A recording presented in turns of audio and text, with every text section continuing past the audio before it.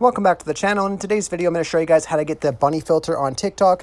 Really easy and simple to do. If you're unaware what that filter looks like, it just looks like this. So if you want this filter on your TikTok, just stay tuned. It just takes a minute to get. All you have to do is head over to your TikTok application and open that up.